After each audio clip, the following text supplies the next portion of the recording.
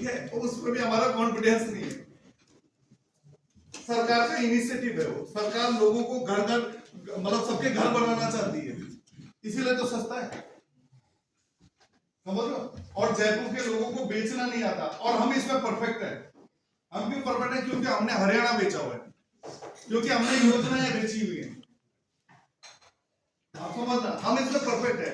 वहां के लोग नहीं बेच पा रहे क्योंकि उनको नहीं आता बेचना, उनको नहीं आता समझ की गवर्नमेंट ने ये इनिशिएटिव क्यों लिया है और इसका पर्पस क्या है और ये लोगों तक घर घर कैसे पहुंचेगा, उनको नहीं आता, पर हमें तो आता नहीं। तो हम इसको अच्छे से कर सकते हैं, पहली चीज है ना, कर सकते नहीं कर सकते। दूसरा, जयपुर में आपने देखो, आप काफी टाइम से कर रहे हो, आपने जयपुर की रणनीति पे काम करना है। जैसे आप मैं नोएडा आपको पूछूं कि भाई 20 मतलब नोएडा कब बना, अगर मैं आपसे पूछूं कि भाई दिल्ली एनसीआर में कौन से ऐसे मतलब सिटी छोटी छोटी ये लोकेशन है, लोकेलिटी है, कौन कौन सी जगह है, तो आप बता दोगे उंगली में कि नोएडा एक्सप्रेसवे है, यमुना एक्सप्रेसवे है, न्यू आपका ग्रेटर नोएडा वेस्ट है, राजनगर है ना, इधर मतलब गाजियाबाद की तरफ भी है ना, ऐसे ऐसे आप फरीदाबाद की तरफ सोचोगे कि न्यू फरीदाबाद, उधर सोना, तो आप जगह जगह बता दोगे नए छोटे छोटे लोकेलिटी डेवलप हुई है लास्ट 10 साल में, है ना। आप जयपुर में बताओ कौन कौन से ऐसे ऐसे वो हैं जहां 10 साल पहले कुछ नहीं था और आज वो छोटे छोटे शहर बन गए। आप बताओ, मुझे तो नहीं पता, मैं आपसे सीख लूंगा भाई। आप बताओगे ना कि भाई 10 साल पहले ये महापुरा में कुछ नहीं था, महापुरा में ये मिलता था। अगर मैं नोएडा के बारे में बोलूंगा तो आप बता दोगे। जैसे हमसे कोई पूछता है कि भाई ग्रेटर नोएडा वेस्ट में 10 साल पहले क्या रेट था, तो हमें पता है। 15 साल पहले क्या था, हमें पता है। नोएडा में 20 साल पहले क्या था, हमें पता है। पर क्या हमें जयपुर के बारे में पता है? नहीं है ना। तो हमें ये भी पता होना चाहिए कि कौन कौन से लोकेलिटी है, चाहे वो अजमेर रोड है, चाहे महापुरा है, चाहे वो बैंकुर रोड है, कौन कौन से ऐसे लोकेशन है जहाँ पे अभी 10 साल में बहुत ज्यादा ग्रोथ हुई है। और ये सिटी वो तो आम बात हो गया, लास्ट 15-20 साल में कितनी ग्रोथ हुई, क्या थी और आज क्या देख रहे, ठीक है। तो हमें ये आंकड़े भी वो करना है और कैसे उसको मैचअप करना है, ये हमें आना चाहिए नहीं आना चाहिए, ठीक है। तो अब स्टार्ट करते हैं कि भाई एक क्लाइंट क्या चाहता है, एक क्लाइंट की रिक्वायरमेंट क्या होती है।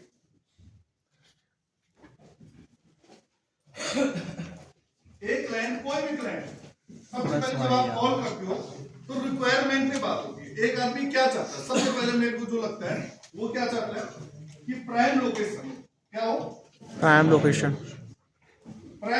हो। अब जैसे मानसरोवर प्राइम लोकेशन, सर ने बताया, मैं गया नहीं हूँ, सर ने बताया, मैं पहले 4 दिन डाल दो, फिर मैंने कहा विजिट करो, है ना। पर प्राइम लोकेशन है, सर ने बोला शहर के बीच में प्राइम लोकेशन है। अगर प्राइम लोकेशन नहीं होती, क्लाइंट क्या चाहता है कि उसको जो फ्लैट जो इन्वेस्टमेंट करे वो एक ऐसी लोकेशन हो जो मतलब ग्रोथ हो, जिसमें प्राइम लोकेशन हो, ये चाहता है क्लाइंट। ये क्लाइंट की रिक्वायरमेंट है, क्या है, रिक्वायरमेंट है, ठीक है। अगर हमारी साइड प्राइम लोकेशन वाली है तो हम क्या करते हैं, उस लोकेशन को प्राइम बनाने की कोशिश करते हैं। अभिनव करता है ना, ये एक्सप्रेसवे इधर से जाएगा, गया नहीं है ना, और ये इधर से जाएगा और ये यूनिवर्सिटी बनेगी, है ना। तो हम उस लोकेशन को क्या करते हैं, प्राइम बनाने की कोशिश करते हैं। देखो दो पहलू है, एक तो ऑलरेडी प्राइम है, जो अभी परी की साइड है, सर वो तो शहर के बीच में, ठीक है, तो वो प्राइम ऑलरेडी है। एक प्राइम नहीं है तो उसको हम प्राइम बनाते हैं अपनी नॉलेज से, अपनी कनेक्टिविटी से, अपनी इंफ्रा से, है ना। बनाते नहीं बनाते, ये आएगा, ये बनेगा, ये होगा, है ना, ऐसे होता है। तो ये समझना है क्यों बनाते हैं, क्योंकि क्लाइंट की रिक्वायरमेंट है। क्लाइंट की रिक्वायरमेंट है ना कि लोकेशन बेस्ट हो, है ना, पहली रिक्वायरमेंट हुई है। दूसरी रिक्वायरमेंट क्या होती है, दूसरी रिक्वायरमेंट अफोर्डेबल प्राइस, सस्ता नहीं बोलना, अफोर्डेबल प्राइस। क्लाइंट क्या चाहता है, लोकेशन तो प्राइम हो पर रेट भी सस्ते हो, मतलब सही रेट पे मिल जाए मुझे, रीजनेबल होना चाहिए, रीजनेबल होना चाहिए। हाँ, मतलब उसे ये लगे कि भाई ये चीज मिल जाए, मतलब अच्छी लोकेशन भी हो और रेट भी सही हो, तो अफोर्डेबल प्राइस चाहता है। मानसरोवर प्राइम लोकेशन कैसे हुई, सबको कौन बताएगा? मानसरोवर की सबसे बड़ी रेसिपी क्या है? एशिया की लार्जेस्ट रेजिडेंशियल कॉलोनी है मानसरोवर। अच्छा, मुझे पता नहीं था। रतन सर, जयपुर की नहीं, इंडिया की नहीं, एशिया की सबसे बड़ी कॉलोनी मानसरोवर है। चलो कोई नहीं, अब तो हमने झंडा ले लिया, 3000 प्लेन लिए तो अब कहीं तो बेच नहीं है ना। ठीक है, तो तीसरा अफोर्डेबल। चौथा क्या होता है? रिटर्न तो क्या होता है? Type and size. टाइप का मतलब समझ लो, प्रोडक्ट टाइप क्या? फ्लैट अपार्टमेंट है ना, वो प्लॉट देख रहा है, आप फ्लैट बेच रहे हो। मिलेगा।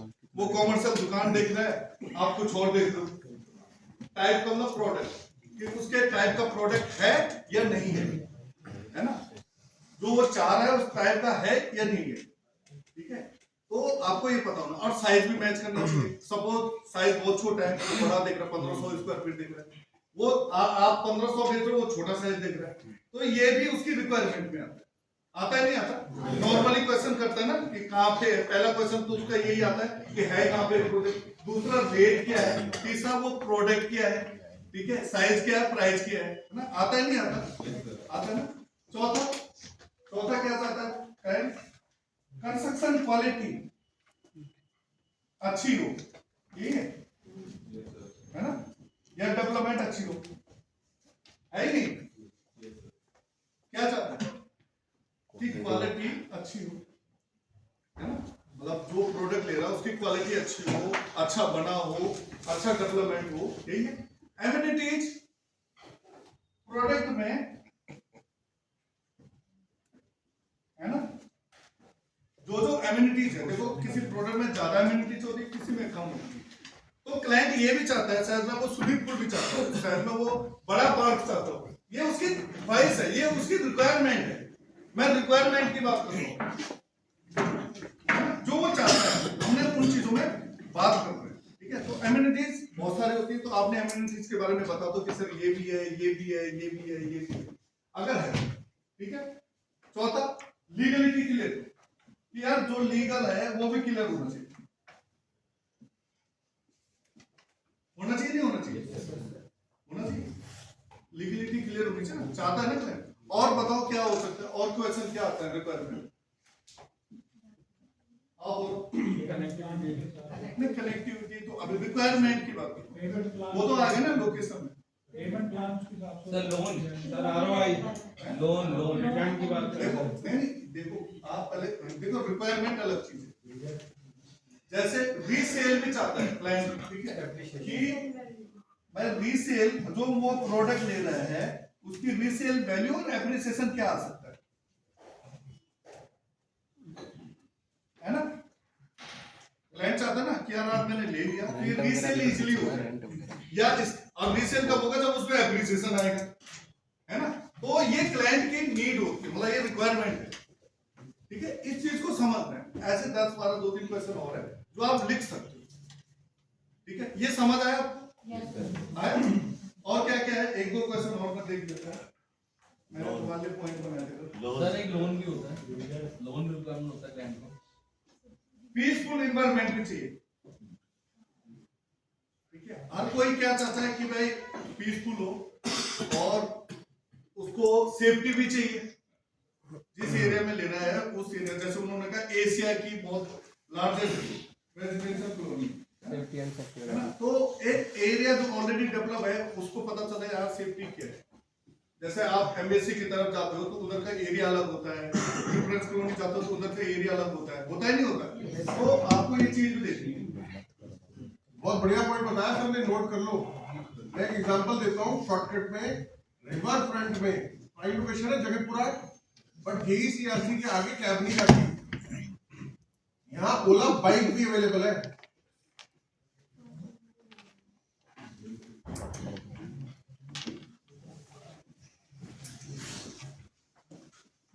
ये क्लाइंट की रिक्वायरमेंट। ठीक है, अब ऑब्जेक्शन क्या होता है? जब आप किसी क्लाइंट को कॉल करते हो तो वो रिक्वायरमेंट पूछता है, आप बड़े अच्छे से समझाते हो, बहुत अच्छे से मोटिवेट करते हो, उसको सारी चीज समझ आ रही होती है, आपकी हर बात मान रहा होता है, और वो बोलता है बेटा कल कॉल कर ले। ठीक है, अब उसके ऑब्जेक्शन आते हैं। पहले दिन तो उसने आपकी बात सुनी और उसको अच्छा लग रहा है क्योंकि आप जो से जैसे बोल रहे, क्योंकि अब उसके बाद वो अपनी रिसर्च करता होगा, किसी से पूछता होगा, थोड़ा गूगल करता होगा। अब उसके ऑब्जेक्शन आते हैं। आते नहीं आते? अब ऑब्जेक्शन क्या क्या आते हैं? आप लोग कॉलिंग करते हो तो ऑब्जेक्शन क्या क्या आते हैं? क्या क्या ऑब्जेक्शन आते हैं?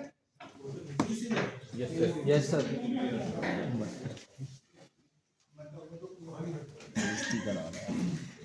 जो सीख ले तो मुझे सीख लो ना। ऑब्जेक्शन क्या क्या आता है?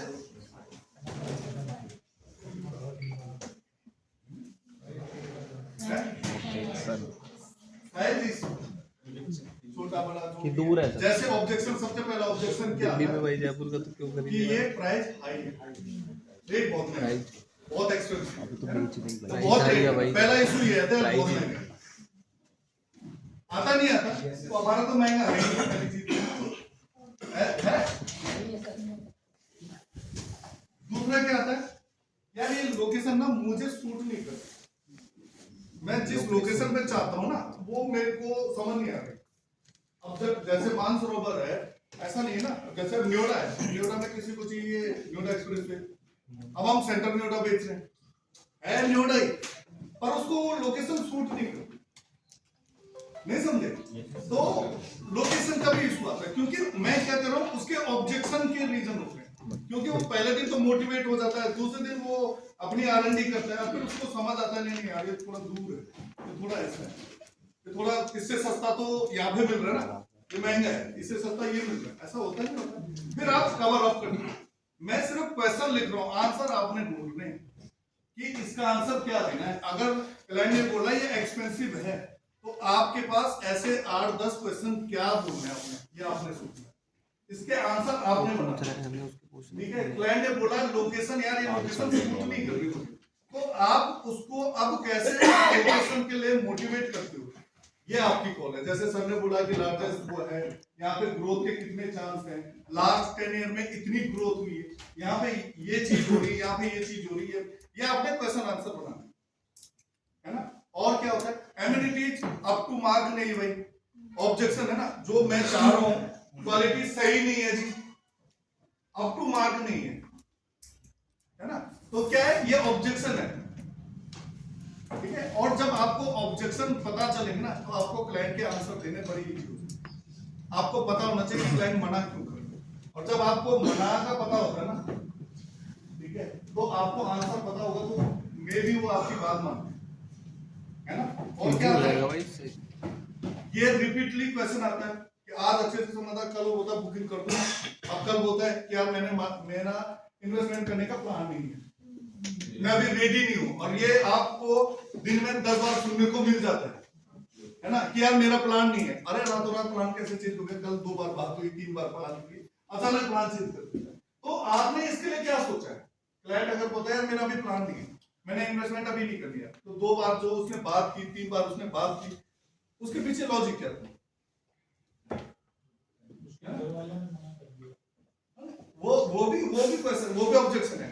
एक ऑब्जेक्शन वही है कि भाई मैंने फैमिली से डिस्कशन किया और फैमिली वालों ने मना कर दिया, ये था कि मैं अभी इन्वेस्टमेंट नहीं कर सकता, ठीक है? एक फैमिली पे डालता बात, वाइफ पे, बच्चों पे, ये भी एक ऑब्जेक्शन है, डालता नहीं डालता, तो आपके पास उसके अगेंस्ट में बातें, मतलब ऑब्जेक्शन क्या है आपको, मतलब क्या आंसर होने चाहिए, ये आंसर आपने कि उसके आंसर कैसे बनेंगे, क्योंकि हम ऑनलाइन करते हैं, ठीक है? हम ऑनलाइन करते हैं तो हमें ये आंसर पता होना चाहिए, और बार बार यही चीज आपके पास हर बार आनी, ठीक है ना। और क्या आता है, प्रोजेक्ट डिले हो सकता है, ये प्रोजेक्ट बहुत पुराना है ना, इसमें टाइम लगेगा, ऐसे क्लाइंटों के ऑब्जेक्शन होते हैं, नहीं यार मैंने देख ली, पिक्चर देख ली, इसकी गारंटी कर ली, पर ये बहुत डिले जाएगा, ये ऑब्जेक्शन है, तो आपके आंसर सेटिंग होने चाहिए, ठीक है? और क्या है यार, जो आज मतलब जो आप बोल रहे हो उसको कि भाई मैं कॉपी ये भेज दूंगा आपको, ठीक है? आपने जो बेचा, ऑब्जेक्शन में ये आता है कि यार जो आपने बोला कि सर ये डबल हो जाएगी 2 साल में, इसमें रेंटल ऐसे है, जो कैलकुलेशन भेजते हो कि भाई 2 BHK में 5,000 रुपए रेंट आ जाएगा, 8 आ जाएगा, उसको बिलीव नहीं हो रहा, उसको यकीन नहीं हो रहा, तो ये भी एक ऑब्जेक्शन का पॉइंट होता है। आप बोलते हो कि ये प्रॉपर्टी 3 साल में डबल हो जाएगी, और जिस दिन आपको चाबी मिलेगी उसके बाद इसका रेंट 10,000 रुपए हो जाएगा, अब वो अप टू मार्क नहीं हो रही, आपकी बात उसको मतलब समझ नहीं आ रही, तो ये भी एक ऑब्जेक्शन का रीजन हो सकता है। हो सकता नहीं हो सकता है? और क्या है? और बताओ। सेफ्टी तो बता ही दिया मैंने, है ना? और क्या है? लीगल इशू होते हैं, है ना? प्रोजेक्ट में लीगल इशू होता है, उसमें शायद में कोई ऐसा लीगल इशू हो तो वो बात आती है कि नहीं मैंने सुना था इस प्रोजेक्ट में ये हो रहा था, ये हो रहा था, कई लोग बोलते हैं। तो आपके पास आंसर होना चाहिए, एक एक चीज क्लियर होनी चाहिए। आपके सीनियर आपको करते ही हैं कि इसमें ये चीज पैरामीटर है। जब आप प्रोडक्ट बेचते हो ना तो आपको हर चीज क्लियर होनी चाहिए। जब क्या होता है कि हमें क्लियर नहीं होता, फिर हम फोन कट करके देखो, जब आप ऑनलाइन कर रहे हो ना, ऑनलाइन बेच रहे हो, तो ऑनलाइन स्कैम सुना, स्कैम कैसे होते हैं? उनके फोन नहीं करते, फोन करके तो इतने में तो वो अपने दोस्त से पूछ लेगा। ऑनलाइन स्कैम सुना है? कैसे हुआ किसी का? जब तक आप सोचोगे, है ना? अगर आपने फोन रख दिया तो उसके बाद तो पूछ ही लेगा ना, यार एक कॉल आई थी, 5,000 रुपया मांग रहा था, ऐसे ऐसे था, अरे फ्रॉड है भाई, कुछ नहीं है, तो इतने में क्लियर हो गया, है ना? समझ रहे हो नहीं समझ रहे हो? मेरे साथ दुबई में हुआ था, वो 100 रुपए की तेल की बोतल में 75,000 में लगा था और कंगला कर दिया था मुझे। मेरे को हम ऐसे चल रहे थे, जैसे मैं अभी से भाई ऐसे जा रहे थे, सामने से 2 लोग आए, उसने देखा मेरे बाल नहीं है, क्या भाई साहब, भाई साहब, अब मेरे साथ 4 दोस्त हैं, भाई साहब आप ना वो वाला तेल ले लो, आदिवासी तेल ले लो, है ना? मैंने कहा कौन सा? कह रहा उसमें ये मिलाना, पता नहीं नाम अजीब से लिखा है। तो पहली बात तो अब देखो उनकी ट्रिक देखो, तो उसने बोला कि भाई ये ले लो, ये ले लो, और ये लिख लो, याद हो गया? हाँ याद हो गया। अब हम तो ऐसे ही जा रहे थे घूमने, हम गोल्ड खरीदने जा रहे थे, है ना? अब आया, मैंने कहा, वो बोला भाई साहब मैंने क्या बोला? अब याद तो हुआ ही नहीं था, उन्होंने 5-6 ऐसे वर्ड बोले जो याद नहीं हो सकते थे। फिर उसने कहा लिख लो, तो पेन, हम किसी का पेन ही नहीं था, तो लिखेगा। कह रहा भाई साहब छोड़ो ना, आप मेरे साथ चलो। अब मैं उसके साथ चला, कह रहे ये ले दुकान, है ना? हमें तो पहले उसने वो इतनी वो तेल की शीशी ली, फिर उसने पेपर लिया, उसमें उसने 5-6 पुड़िया बनाई। अब देखो इतना, मतलब मेरे को ये ध्यान नहीं है, पुड़िया बना रहा है तो भाई पुड़िया नहीं बनते जैसे, अब उसको मिला के कह रहे ये 8 खुराक हो गई, इसमें डाल दी। अब मैंने कहा, बाद में मैं सोच रही खुराक कैसी हो गई भाई 8? वो तो सब मिला के उसने उसी में डाल दिया। वो 4 दुकान में ले गया, मैं कंगला कर दिया, उसने 75,000 रुपए ठगे उसने। और मैं ढूंढ रहा हूं इनको, ना वहां वाईफाई चल रहा, ना मेरा फोन चल रहा, मैं होटल तक कैसे पहुंचा मैं जानता हूं, ठीक है? तो ये क्या होता है, ये ट्रिक होती है, ट्रिक समझ लो। अब क्या होता है कि आप फोन छोड़ देते हो, ऑनलाइन बेच रहे हो, इतने में तो वो 10 चीजें R&D कर लेगा। आपको पता है पहली कॉल में आपने इंफॉर्मेशन दी और सही से समझा, A to Z क्लैरिटी के साथ समझा। दूसरी कॉल अगर क्लाइंट ने उठा ली तो आपने उसको क्लोज करना है, मतलब आपने तीसरे मौके तक नहीं जाने देना है। और अगर वो क्लाइंट आपसे तेज निकला, उसने तीसरी बार भी बोला कि भाई मैं शाम को भरूंगा, मतलब आपने एक मौका और देना। और अगर उसने तीसरी बार बात कर ली, ठीक है, और फिर भी क्लोज नहीं कर पाए, तो भाई सब गलती आपकी, फिर आपके टैलेंट में गलती है, फिर क्वेश्चन आपके, क्योंकि आप उसकी बातों में इन्फ्लुएंस हो रहे हो, अपनी बातों से उसको मोटिवेट नहीं कर पा रहे हो, समझा नहीं पा रहे हो, उसको वो डायरेक्शन नहीं दे पा रहे हो। वो आपको मौका दे रहा है पर आप उस मौके को नहीं समझ पा रहे, क्योंकि वो बोलता है भाई हाँ अच्छा यार मैंने पता किया था ये रेट, फिर वो अपनी बातें, मतलब आपने पहली कॉल में तो आदमी यही करता है ना, प्रोडक्ट पूछता है, समझता है, सारी चीजें क्लियर कर लेता है, एक एक चीज। दूसरी कॉल पे भी थोड़ा बहुत पूछता है, पर आपको कॉल क्लोज करने के बाद ही करें, क्योंकि ऑनलाइन आपके पास पता है कि आज की डेट में फोन पे से हो जाता है, हर कोई बहाना नहीं चलता आज की डेट में, तो आपको कॉल नहीं करती, कॉल करती तो बुकिंग करी, तो ये आपको सीखना है। समझ लो नहीं समझ लो, हो सकता है नहीं हो सकता है, हो सकता है, ठीक है? तो ये चीज आती है। और क्लाइंट आपको रिपीटली मना कर रहा होता है, गोली दे रहा होता है, आपको बोलता है सुबह भरूंगा, फिर आप सुबह करते हो, फिर आपको बोलता है दिन में भरूंगा, फिर दिन में बोलता है, फिर आपको बोलता है कभी फोन नहीं उठा रहा है, फिर 2-3 दिन बाद दोबारा फोन उठाता है, तो आपको ये चीज समझ नहीं होगी। अब जब फोन उठाए, जब आपको पता है कि एक क्लाइंट आपको 3 बार से मतलब गोली दे रहा है, फोन नहीं उठा रहा, तो उसने फोन उठा लिया और फिर फोन उठा के बोला भाई अभी फिर बिजी हो, शाम को करता हूं पक्का, ठीक है? तो आपने उससे बस एक ही इशू पूछना, बोला सर हाँ ठीक है शाम को, ओके कोई दिक्कत नहीं, मैं शाम को कॉल कर लूंगा, पर मेरे 1-2 क्वेश्चन है आपसे, ठीक है? मैं सर एक चीज मतलब मैं तभी कॉल करूंगा शाम को, बस एक क्वेश्चन कर दो सर, आपको कोई ट्रस्ट इशू है? वो हाँ बोलना सर, 3 क्वेश्चन करो। ट्रस्ट इशू है, वो बोलेगा नहीं। अगर उसने बोला हाँ, वैसे तो हाँ बोलेगा नहीं, पर कोशिश करोगे कि पहले दूसरा पूछना प्राइस का तो कोई इशू नहीं है सर आपको, और तीसरा कि आपको नीड है या नहीं है। ये 3 चीज पूछनी है। अगर उसने कहा नीड नहीं है तो नीड जनरेट कैसे करनी है वो आपको आना चाहिए, ठीक है। अगर उसने कहा प्राइस का इशू है तो उसके क्वेश्चन आंसर आपको आने चाहिए कि कैसे उसको टैकल करना है। अगर उसने कहा ट्रस्ट इशू है तो ट्रस्ट इशू क्या हो सकता है कि आप ऑनलाइन भरा रहे हो, उसने कभी ऑनलाइन नहीं भरा, उसमें ऑनलाइन में ट्रस्ट नहीं है। आपको ऑनलाइन के ट्रस्ट के बारे में समझाना है, उसे एक एक चीज को समझाना है कि भाई वो कैसे कनेक्ट, समझ लो नहीं समझ लो। तो ये एक एक पॉइंट आपको कवर यूट्यूब पर डाल देंगे मोटिवेशनल वीडियो। कर सकते हैं ना। अब ट्रस्ट इशू में जैसे हम ऑनलाइन करते हैं, सेल्स देखो पहले और आज में क्या अंतर है। 10-12 साल पहले गूगल मैप चलता था, गूगल मैप चलता था नहीं चलता था। आज अभी से सब जब भी साइट पे जाते हैं सबसे पहले काम वो ग्रुप में लोकेशन डाल, सबसे पहला काम होता है उनका लोकेशन डाल, ठीक है। वो झूठ बोल सकते हैं, आप झूठ बोल सकते हो, मैं झूठ बोल सकता हूं, टेक्नोलॉजी झूठ नहीं बोलती। और आप भी यही काम करते हो, जब क्लाइंट को डिटेल भेजते हो तो सबसे पहले आप लोकेशन भेजते हो। आज की डेट में 12 साल पहले लोग विजिट करने इसलिए जाते थे कि लोकेशन थी नहीं, क्या नहीं थी, गूगल मैप नहीं था, गूगल अर्थ नहीं था, और भी बहुत सारे टूल्स नहीं थे। 12 साल 15 साल पहले गूगल मैप था, पर आज गूगल मैप है, आप झूठ बोल सकते हो। आप बोलोगे सर 5 मिनट की दूरी है, सर 1 किलोमीटर है, सर 2 किलोमीटर है, स्कूल कितनी दूर है, 2.5 किलोमीटर है, आप बोल सकते हो, आपको एग्जैक्ट पता नहीं। पर गूगल से जब वो इस स्कूल को देखेगा ये 3 किलोमीटर, इस स्कूल को देखेगा ये 2 किलोमीटर, इस स्कूल को देखेगा 1 किलोमीटर, इस स्कूल एग्जैक्ट टाइम देखेगा, एग्जैक्ट किलोमीटर देखेगा और एक्यूरेसी के साथ देखेगा। हम तो झूठ बोल सकते हैं ना, पर गूगल मैप झूठ नहीं बोलता ना, बोलता है। और अलग अलग तरीके से देख सकते हो, हॉस्पिटल कितनी दूर है, मार्केट कितनी दूर है, मेन रोड कितनी दूर है, स्टेट हाईवे कितनी दूर है, नेशनल हाईवे कितनी दूर है, एयरपोर्ट कितनी दूर है, एक एक चीज क्लियर हो सकती है। क्या हो सकती है? आपको एक एक चीज बोला सर, हम एआई के जमाने में रहते हैं, इसीलिए तो आपको पता ही नहीं कि ऑनलाइन बिक रही है प्रॉपर्टियां, और क्यों बिक रही है। उस क्यों का जवाब ये है, इसलिए बिक रही है। 12 साल पहले व्हाट्सएप था, आज आप एक एक ब्रोशर, एक एक पॉम्पलेट, एक एक पेमेंट प्लान 2 मिनट में भेजते, एक एक वीडियो भेज देते।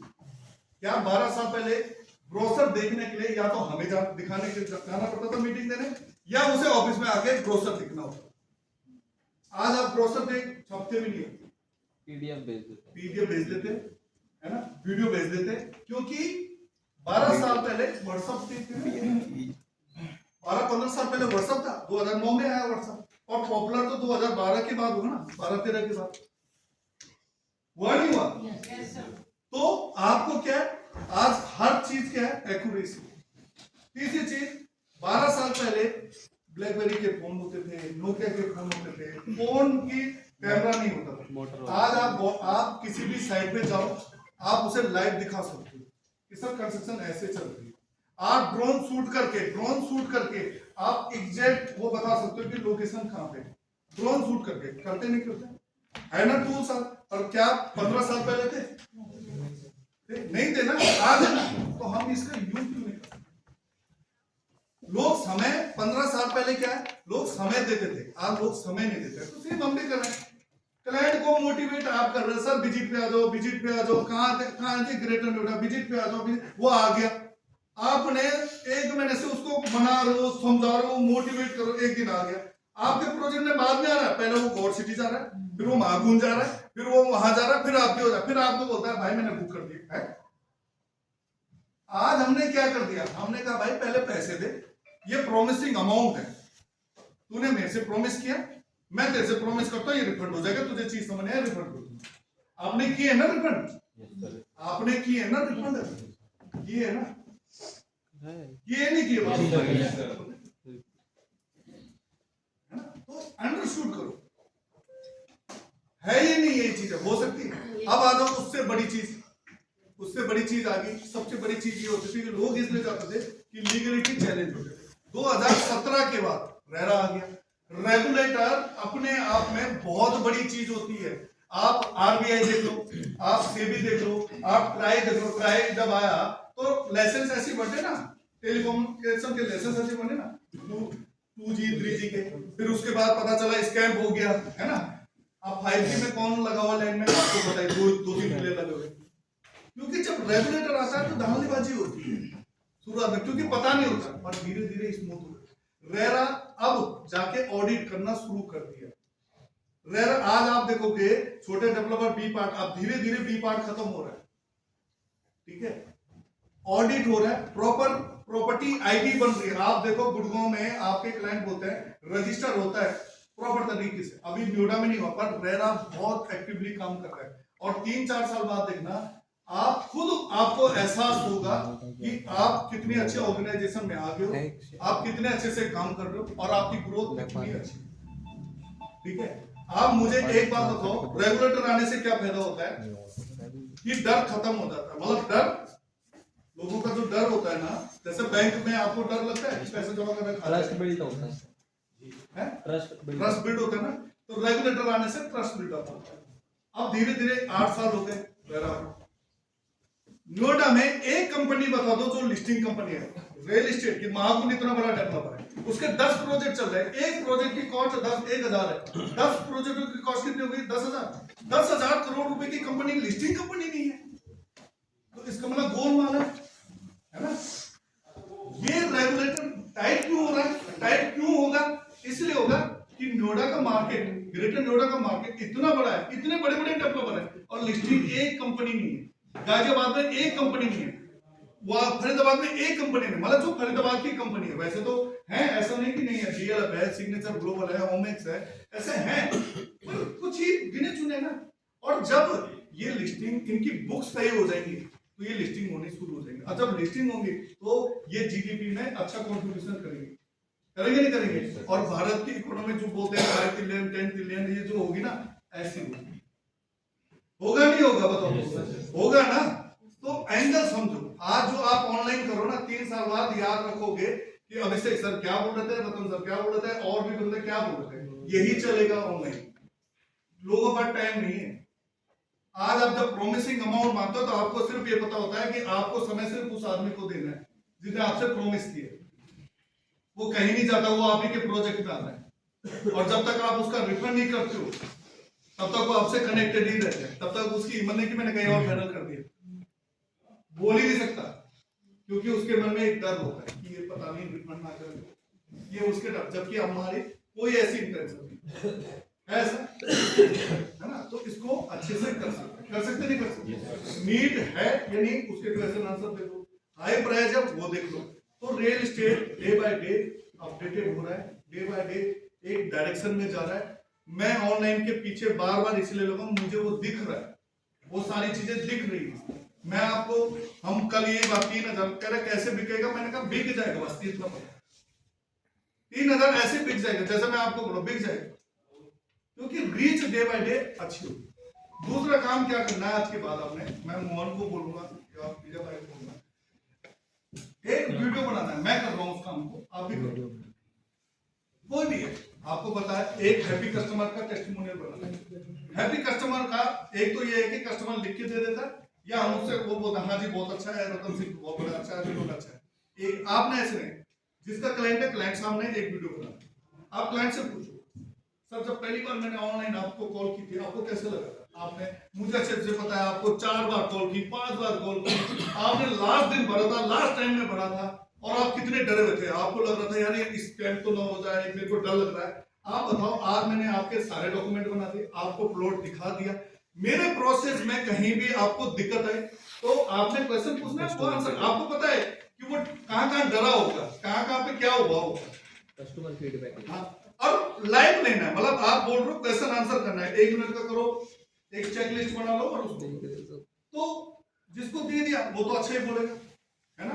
तो ये हो गया हैप्पी कस्टमर। अगर आप ऑनलाइन काम कर रहे हो तो आपने ऐसे 5-6 अपने या 10 बना के रखना है हैप्पी कस्टमर। जो आप फ्रंट एंड में डाल सकते हो कि सर आप घबराओ मत, आप मेरे पोर्टल पे चले जाओ, वहां देखो, वहां जब 10 मोहन के होंगे, 10 विजय भाई के होंगे, 10 आपके होंगे, 10 इनके होंगे, 10 इनके होंगे, 200-300 होंगे, बोला सर आप सुन लो, सबको ऐसे ही लगता है, तो उसका ट्रस्ट बिल्डअप होगा धीरे-धीरे, ठीक है।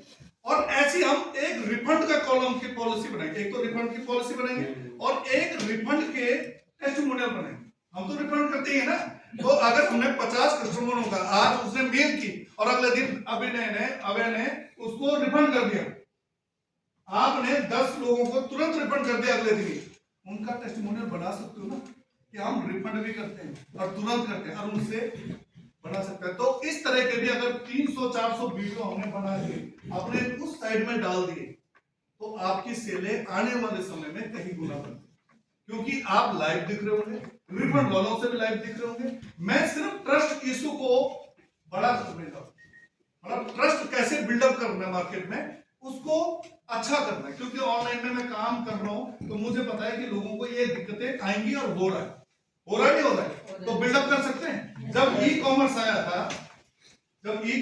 था तो ट्रस्ट इशू था कि भाई आईफोन मंगा दे, नकली भेज देगा, है ना, जूते मंगा लिए रिबॉक के भेज दिए नकली, और लोग बोलते थे इंडियन तो बोलते हैं ना, अरे नकली भेज देते, पर उन्होंने क्या किया, कैश ऑन डिलीवरी, है ना, उन्होंने कहा यार पहले तू देख ले, तुझे समझ फिर कैश दे दो, चेक कर ले, है ना। तो धीरे धीरे करके उन्होंने इंडिया मार्केट में अपनी वजूद बनाया, कैश ऑन डिलीवरी करके। आज हम कुछ सेल कर रहे हैं, लोगों को समझा रहे हैं, यही काम जोमेटो ने किया, यही काम ओला ने किया, यही काम हर एक ने किया। पहले दिन हर कोई पुश करता है, समझाता है, मोटिवेट करता है कि भाई मैं अर्बन क्लब वाले हैं, आप आ जाओ भाई मेरे साथ काम कर लो, आप मेरी सर्विस ले लो। जब आप इनिशियल स्टेज पे, आज क्या ओला में कोई लोगों को बताने की जरूरत है, वो गाड़ी लेता है, लोन पे लेता है, ओला में लगा देता है। आज कोई होटल बोलता है, उसको पता है कि हम अपने को रजिस्टर करना है, कोई भी चीज करता है, आप उनको पता है किससे करना है। पर पहले दिन उन लोगों ने भी होटल वालों को समझाया कि भाई मेरे साथ टाइप कर ले, मैं ऐसी सर्विस दे रहा हूँ, मेरा ऐप डाउनलोड कर ले, ऐसे कर ले, ऐसे इन्वेंट्री। पर लोगों ने सुनी नहीं, उन्होंने समझाया, मोटिवेट किया, समझा, जो आज हम कर रहे हैं। एक दिन हमारे पोर्टल बहुत पावरफुल हो जाएगी, आपको अभी नहीं, धीरे धीरे समझ आता है, और उसके लिए हमें लगना पड़ेगा। आप जो आज एक सेल नहीं कर पा रहे हो, आप एक आदमी 100-100, 200 बुकिंग कर रहे हो, और वो आपको मैं 1 महीने में, 1 साल के अंदर दिखा दूंगा सर। और हम फर्स्ट प्लेयर रहे, क्योंकि मार्केट में कोई नहीं कर रहा, और जब तक वो हमारे आइडिया तक रहेंगे, हमें एक भी पता है, पता है, सब पता है कहां पे क्या होगा, कहां पे क्या होगा, क्योंकि हम 1.5 साल से कर रहे हैं, और अब वो स्पीड हमने पकड़ ली है। समझ लो, नहीं समझ लो, वो स्पीड हमने पकड़ लिए। कच्चे प्लॉट बेचे मैंने 5 दिन में 50 कच्चे प्लॉट ऑनलाइन, ठीक है, कॉमर्शियल बेचा, रेजिडेंशियल बेचा, ठीक है, ऐसा नहीं कि योजना ही बेची। तो मेरे को एक चीज समझ आ गई कि माल तो बिकता है, धंधा करना सीख गया हूं ऑनलाइन, बस धंधा बनाना सीख गया हूं ना, मैं विजिट पे नहीं जाते। पर अभी भी देखो नोएडा के जितने भी ब्रोकर हैं, जो भी काम कर रहे हैं, उनका थर्ड प्रोसेस वही है, अरे बिना विजिट के कैसे देंगे, बिना विजिट के कैसे। और दूसरी सबसे बड़ी, हमारी स्पीड से कौन आदमी मैच कर रहा है। अब ये भाई साहब कह रहे हैं, भाई साहब मेरे ना 2 चैनल है, अब जब तक चैनल को समझाए तब तक तो हमारी योजना खत्म हो गई भाई। तो ये जो चैनल बना रहे हैं हम, रेफरेंस बना रहे हैं, वो हमारी स्पीड को पकड़ नहीं पा रहे, क्योंकि हम तो 5 दिन के लिए चलाते हैं, उसके बाद खत्म, इन्वेंट्री नहीं है। अब वो उसने एक प्लान तैयार किया, फिर वो बोलेगा निकाल दो, फिर अगले के लिए तैयार होगा, तब तक वो भी बिक गया होगा, क्योंकि उसको हमारी स्पीड से मैच करना पड़ेगा। हमारी स्पीड देख लो ना, हर 15 दिन में नया प्रोजेक्ट, हर 15 दिन में नया प्रोजेक्ट, ये स्पीड है। और जिसको हमारे साथ काम करना होगा उसको ये पकड़ना पड़ेगा, नहीं तो प्रोजेक्ट खत्म। और सदाबहार प्रोजेक्ट है, उनके लिए बना सकते हो चैनल, जो सदाबहार है, जो लंबे चलते हैं, चल रहा है 1.5 साल से चल रहा है, जो सदाबहार चलते हैं। और हम सदाबहार प्रोजेक्ट अभी बेच नहीं, हम क्या करें, स्पीड अप, ठीक है। तो कर सकते नहीं कर सकते, पक्का। तो ये क्वेश्चनों के आंसर आ जाएंगे कल तक, कल